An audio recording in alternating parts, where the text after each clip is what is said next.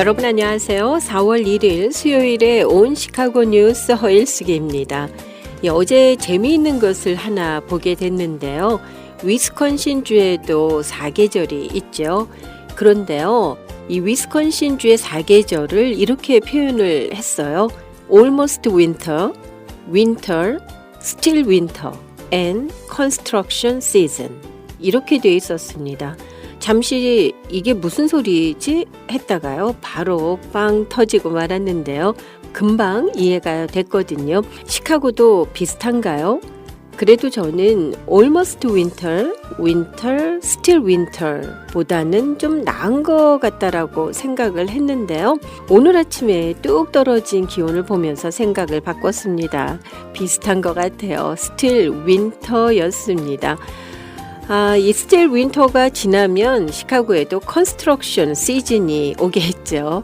자, 물론 웃자고 하는 얘기입니다. 또 오늘이 만우절이기도 하니까요. 어느새 또 한 장의 새로운 달력이 우리 앞에 놓였습니다.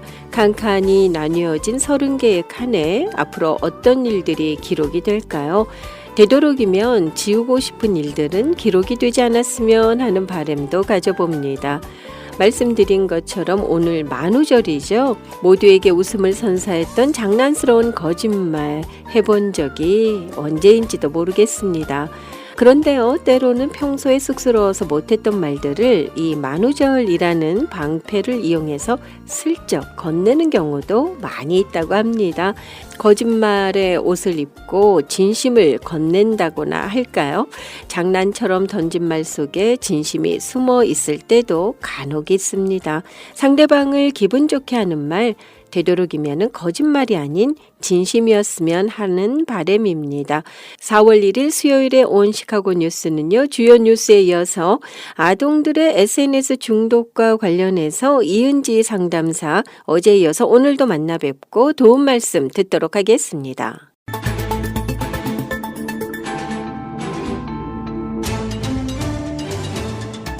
먼저 오늘의 주요 뉴스입니다.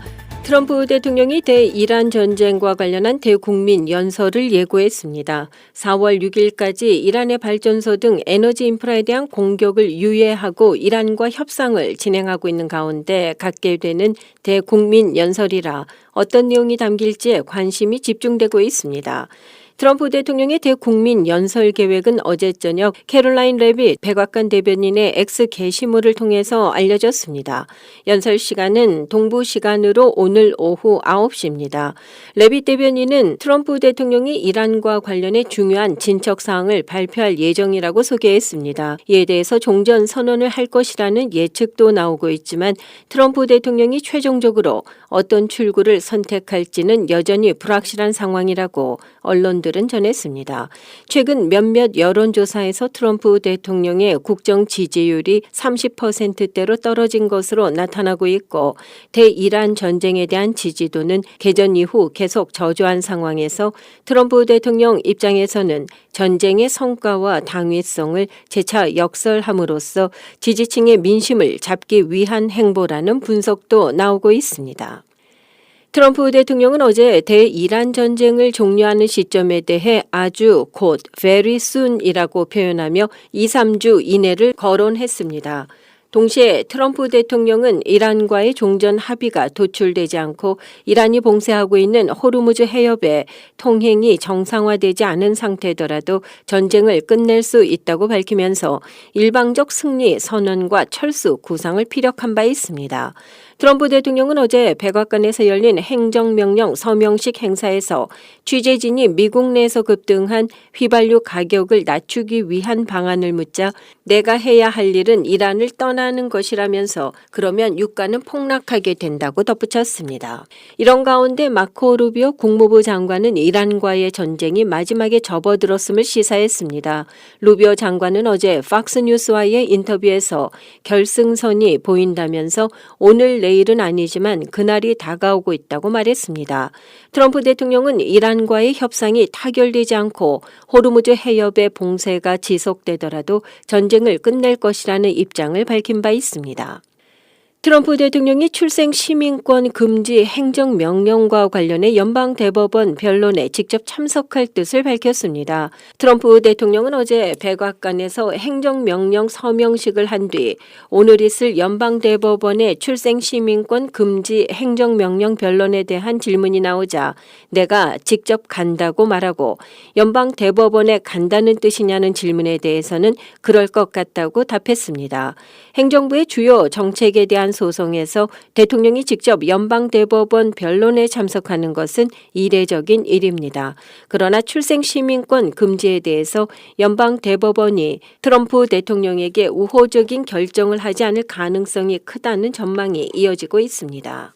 연방대법원이 개인의 성적 지향을 동성애나 양성애에서 이성애로 전환하거나 성정체성을 생물학적 성별과 일치시키기 위한 상담 치료를 의미하는 이른바 전환 치료를 미성년자에게 금지하는 것은 헌법상 권리인 표현의 자유를 침해한다고 판결했습니다. 대법원은 어제 청소년 전환 치료를 금지한 콜로라도주의 법률로 인해서 수정헌법 제1조가 보장하는 표현의 자유를 침해당했다면서 한 상담사가 제기한 소송에서 8대1로 원고의 손을 들어줬습니다. 대법원은 상담 치료사가 환자와 상담할 때 나눌 대화의 내용에 대해서 이를 주정부가 제약할 수 없다고 판시했습니다. 이번 판결에서는 진보 성향인 커탄지 브라운 잭슨 판사만이 유일하게 반대 의견을 낸 것으로 알려졌습니다. 콜로라도주 법은 동성애에 대해서 느끼는 감정을 제거하거나 또 줄이려는 노력을 포함해 개인의 성적 지향이나 성정체성을 바꾸려는 목적으로 이루어지는 그 어떠한 치료도 18세 미만의 미성년자에게 할 수 없도록 규정하고 있습니다. 그러나 이번 대법원의 판결은 미 전역에 영향을 줄 것으로 전망됩니다. 전환치료는 현재 콜로라도주를 포함한 미국 내 27개 주에서 18세 미만 청소년에게 전면 또는 부분적으로 금지되어 있습니다. 이번 소송은 개신교 신자인 콜로라도주의 상담사 케일리 차일스가 제기했습니다. 그는 콜로라도의 전환치료 금지법이 상담자와의 자발적인 대화마저 금지한다면서 해당 법률이 표현의 자유를 침해한다고 주장했습니다. 법원이 4억 달러의 개인 기부금을 조달해 백악관에 대규모 연회장을 짓겠다는 트럼프 대통령의 계획에 제동을 걸었습니다. 워싱턴 포스트 등 언론에 따르면 리처드 리언 연방법원 판사는 어제 의회의 승인 없이 연회장 개조를 포함해 백악관을 고칠 권한이 있다는 트럼프 대통령의 주장을 기각하면서 공사 중단을 명령했습니다. 리언 판사는 판결문에서 미국 대통령은 미래의 대통령 가족을 위한 백악관의 관리자이지 주인이 아니라면서 트럼프 대통령이 주장하는 권한을 규정한 법률은 없다고 지적했습니다. 트럼프 대통령은 1,000명을 수용할 수 있는 대형 연회장을 짓겠다면서 지난해 10월 백악관 동관을 철거하고 공사에 들어갔습니다. 이민세관 단속국 아이스가 대대적으로 불법 체류자를 단속하는 과정 중에 올해에만 14명이 구금시설에서 사망한 것으로 집계됐습니다.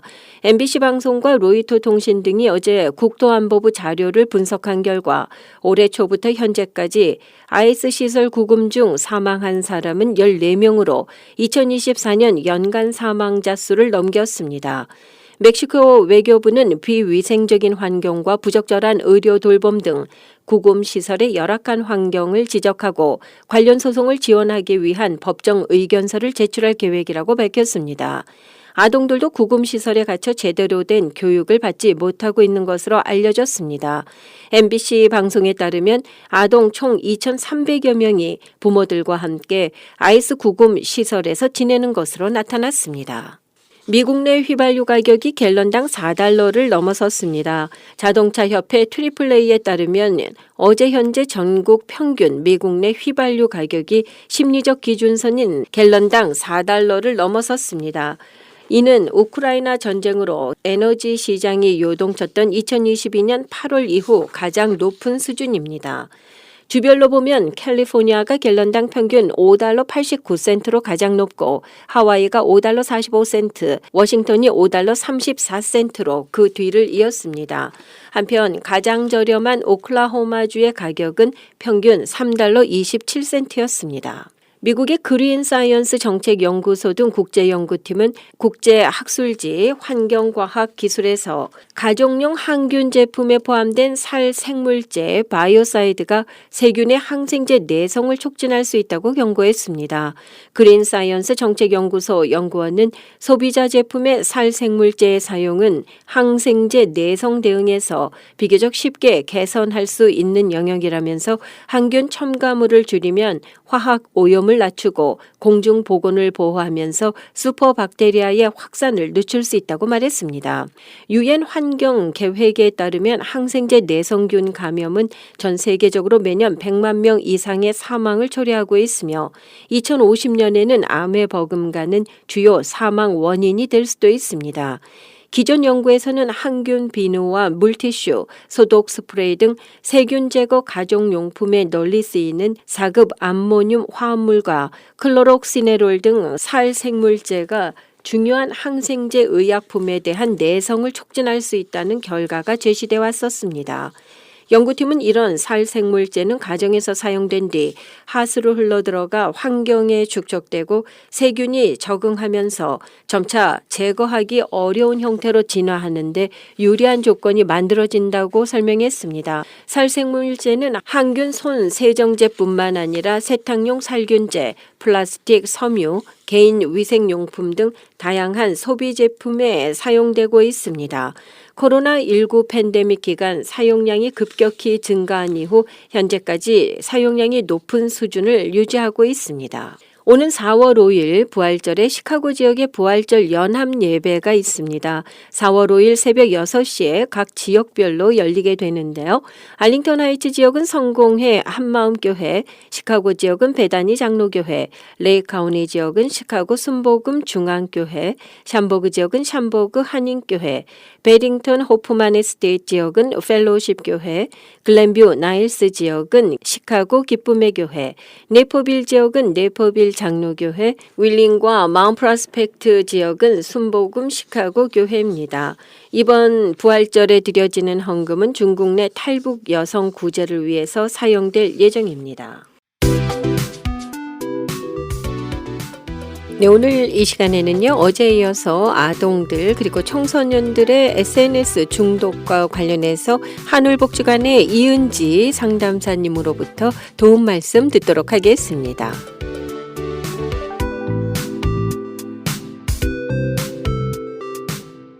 안녕하세요, 선생님. 안녕하세요. 네, 어제에 이어서 오늘도 또 좋은 도움 말씀 주실 텐데요. 어제 이제 방송을 들으신 분들 계속 그 연장선상에 있습니다. 어린 아이들 또 청소년들의 SNS 중독의 심각성에 대해서 저희가 얘기를 나누고 있는데요. 참 부모님들의 역할이 쉽지 않거든요. 이런 상황에서 자녀들의 SNS 사용, 참 부모님들이 어떻게 컨트롤하고 도움을 줄 수 있을까요? 좀 조언을 부탁드리겠습니다.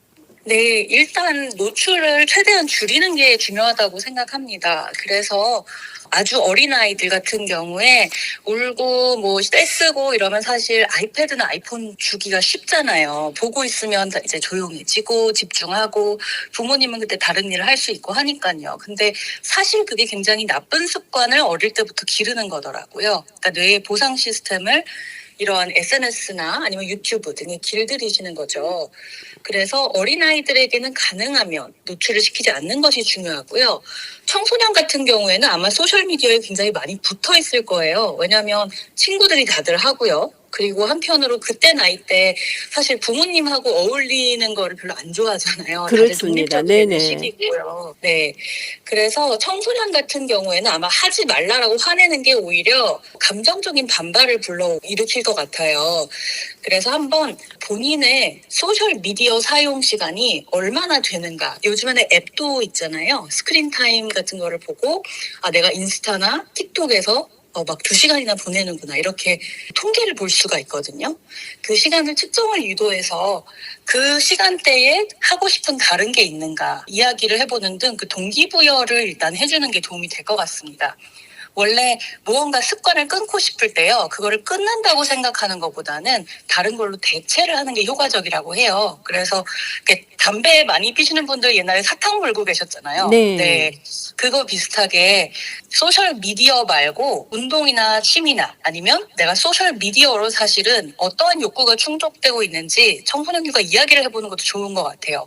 그러니까 친구들과 같이 만나는 게 그러니까 사회적인 욕구가 충족이 된다라고 생각하면 친구들과 다른 곳에서 만나서 놀 수 있도록 뭐 유도를 하고요. 아니면 운동이나 취미나 요즘 아이들이 좋아하는 여러 가지 다른 활동들이 있다면 그걸로 유도하시는 게 좋을 것 같아요. 그러니까 제가 말을 하니까 사실 쉽지 않다는 것도 저도 알고 있습니다. 근데 네. 이거를 하기 전에 그리고 가장 중요한 거는 스마트 기기 사용 줄이는 거에 가족 전부가 참여해야 되는 것 같아요. 그러니까 부모님이 계속 폰 보면서 아이들한테 폰 보지 말라고 하면 반발감만 불러일으키잖아요. 그렇죠. 그리고 또 유혹이라는 거는 사실 앞에 두고 참으라고 하는 거는 아닌 것 같아요. 유혹을 아예 없애거나 노출되지 않는 환경을 만드는 게 중요하더라고요. 그래서 그러니까 식사 시간이나 취침 시간에 가족 모두의 스마트폰은 뭐 딴 데 두는 거예요. 거실에 두거나 스마트폰으로 아침을 시작하지 않게 저는 이제 핸드폰을 안 쓰고 알람 시계를 써요, 집에. 그래서 알람 시계로 일어나서 다른 걸 하고 그 다음에 핸드폰을 보려고 저도 노력을 하고 있습니다. 항상 잘 되지는 않지만요. 네. 네, 그리고 가족분들에게 이제 미디어 프리 타임이라고 해서 그러니까 스마트 기기나 아니면 태블릿이나 컴퓨터를 안 하고 한 1시간 정도, 일주일에 1시간, 2시간 보드게임을 다 같이 한다거나 아니면 스포츠 경기를 본다거나 사실 TV 영화를 같이 보는 것도 한 방법이에요. 그러니까 계속해서 SNS로 댓글 보고 이야기를 하는 대신 가족이나 친구들과 이야기를 하는 거죠. 요즘 애들 보면 이제 온라인 친구들과 학교 친구가 분리가 안 돼 있는 경우도 많거든요. 네. 그러니까 학교 친구들하고 온라인에서 게임하고 하면서 만나는 거예요. 만약 그렇다면 그 친구들이나 아니면 그 친구 가족분들과 연락해서 다 같이 보테닉 뭐 가든에 간다던가 뭐 네. 야외에 가게 한다던가 여행을 간다던가 이러한 활동을 늘리는 것도 방법이라고 생각합니다. 네. 그리고 물론 스스로 실행하기 힘들고 이게 너무나 많은 갈등이 될 수도 있잖아요. 그럴 때는 상담을 통해서 전문가 지원을 받는 것도 한 방법입니다. 사실 부모님들이 본인은 SNS 하면서 자녀들에게만 하지 말라고 하는 거 통할 리가 없죠. 제가 아는 분은 이런 이유 때문에 아이들에게 플레이데이를 만들어서 이렇게 놀게 모일 수 있도록 해줬더니 앉아서 각자 폰만 해서 너무 황당했다라는 얘기도 제가 들은 적이 있거든요. 참 요즘 세대는 그런 것 같은데요.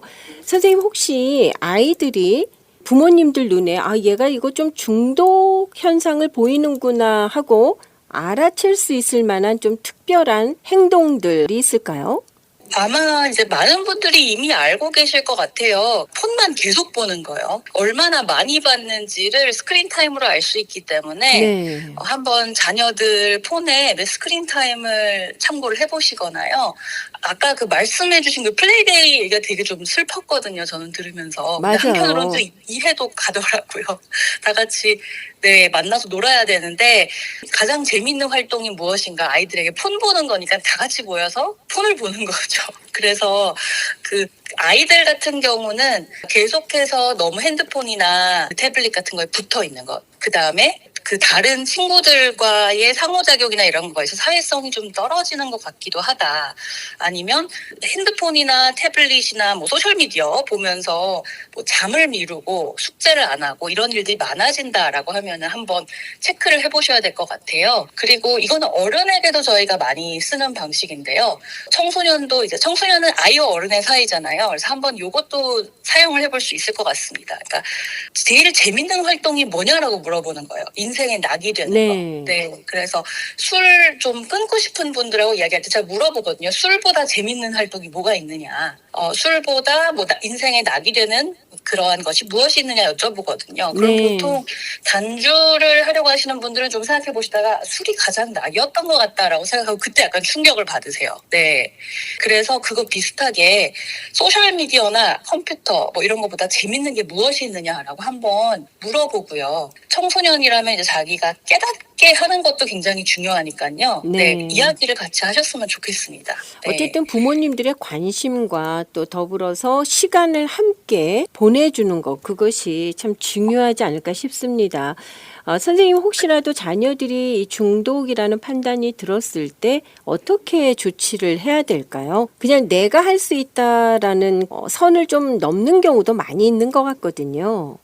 네, 미국이 아동이나 청소년 상담이 참 시스템이 잘 되어 있어요. 그러니까 특히 아동 상담 같은 경우에는 제가 전편에서도 말씀드렸지만 전문 분야거든요. 그래서 저는 사실 만 12세 이상부터만 이제 함께 하고요. 또 아동 상담 전문으로 하시는 분들도 계시니까 자녀의 연령대에 따라서 상담사에게 이야기를 하시거나 아니면 그 스쿨에 학교마다 소셜워커가 있잖아요. 카운슬러나 네. 그분들께 어떻게 하면 좋겠느냐고 물어보시는 것도 도움이 될 것 같아요. 그러면 이제 본인은 치료를 못 하시더라도 어디가 좋다라고 이제 리퍼럴을 해주실 수가 있거든요. 그래서 사실 이 주제 관련해서 저희 한올에서 이제 굉장히 좋은 워크숍이 있는데요. 좀 소개를 해도 될까요? 네, 소개 부탁드리겠습니다. 네. 저희 한울 상담센터에서 그러니까 4월 17일에 이번 4월 17일 오전 11시에 알파 세대, 그러니까 즉 9세 미만 자녀가 있는 부모들을 위한 자녀 양육 워크숍이 있어요. 이 워크숍이 저희가 그 많은 분들이 바쁘시잖아요. 굉장히 바쁘시기 때문에 온라인으로 합니다. 줌으로 하기 때문에 어디서든지 들어오실 수가 있고요. 강의하시는 분께서 이제 아동 심리 전문가시고요. 또 여기 시카고 로욜라 대학교의 그 사회복지학과 교수이시고 아동 상담사로 지금 계속 오랜 인상 경험을 갖고 계신 홍라나 교수님이세요.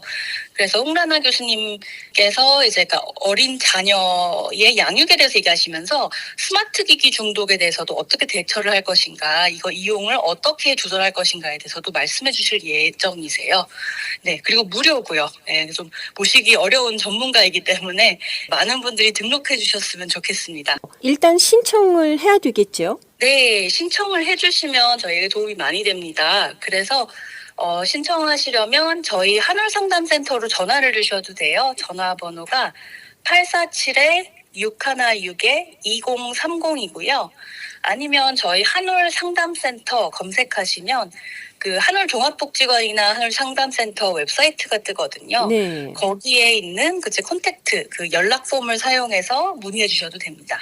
굉장히 모시기 어려운 전문가이시고 특별히 자녀의 스마트 기기 중독에 대해서도 다룬다고 하시니까 지금 뭐 고민하고 계신 분이 아니라 뭐 누구든지 들어도 도움이 되는 그런 강의가 아닐까 싶네요. 네, 그런 것 같습니다. 네. 네. 자, 선생님, 오늘 이 시간 마감하면서 저희가 두 번에 걸쳐서 이 SNS 중독과 관련된 이야기를 나눴는데요. 이 부분에 대해서 좀 꼭 하고 싶으신 말씀이 있으시면 끝으로 부탁드리겠습니다. 네, 그 소셜미디어나 스마트 기기 중독 말고도 청소년이나 아동, 이제 자녀 키우시다 보면 청소년이나 아동들이 겪는 여러 가지 어려움들이 많으신 것 같아요.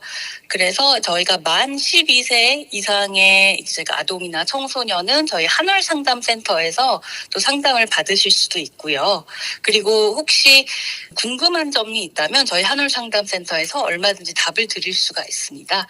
그러니까 847-616-2030으로 언제든지 전화 주시면 됩니다. 네. 자, 두 번에 걸쳐서 이 도움 말씀 주셨는데요. 다시 한번 감사의 말씀 드리겠습니다. 고맙습니다. 감사합니다.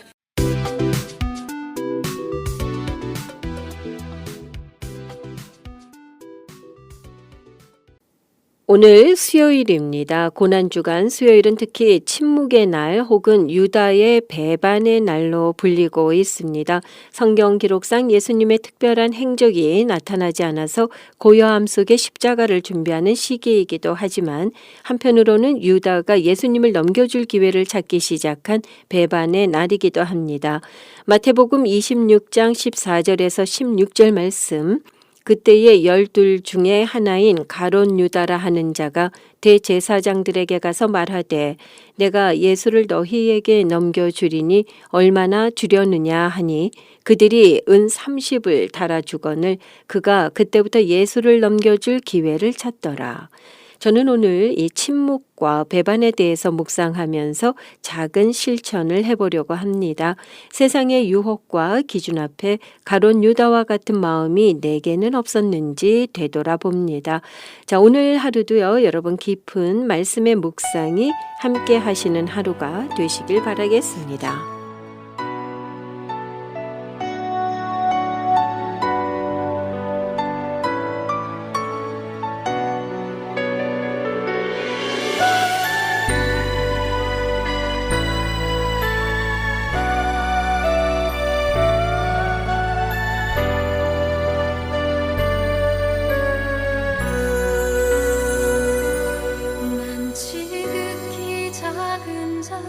죄인 중에 괴수 무익한 날 부르셔서 간절한 기대와 소망 부끄럽지 않게 십자가 전개 하셨네.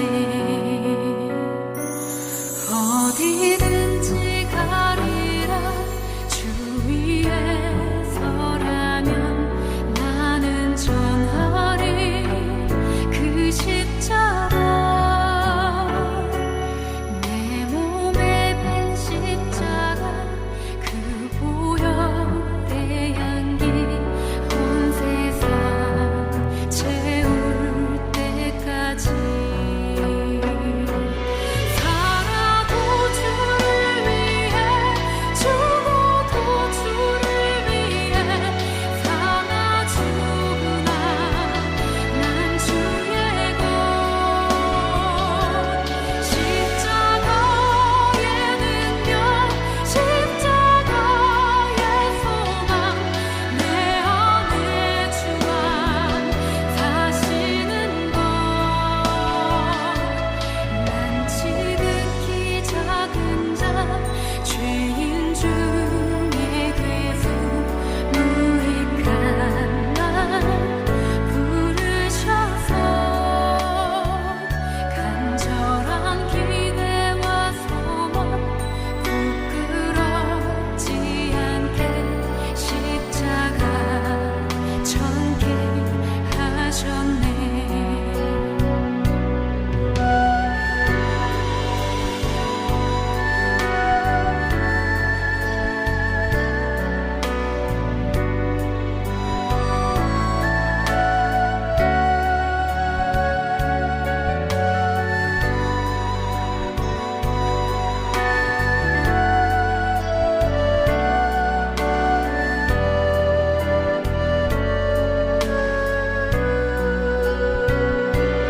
살아도 주를 위해 죽어도 주를 위해 사나 죽으나 난 주의 것. 십자가의 능력 십자가의 소망 내 안에 주만 사시는 것. 난 지극히 작은 자 죄인 중에 괴수 무익한 날 부르셔서 간절한 기대와 소망 부끄럽지 않게 십자가 전개하셨네.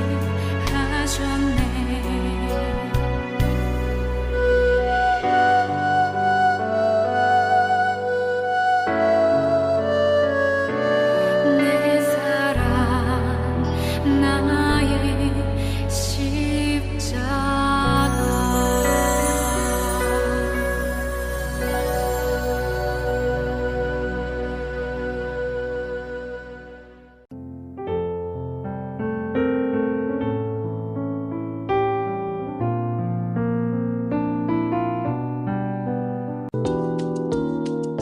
온 시카고 뉴스는 최신 학문과 기술 연마를 통해 최상의 치료로 보답하는 김광수 치과, 모든 보험을 원스톱으로 해결해 드립니다. 한인 사회를 위한 박상화 종합보험, 삶을 마무리하는 순간을 여러분과 함께합니다.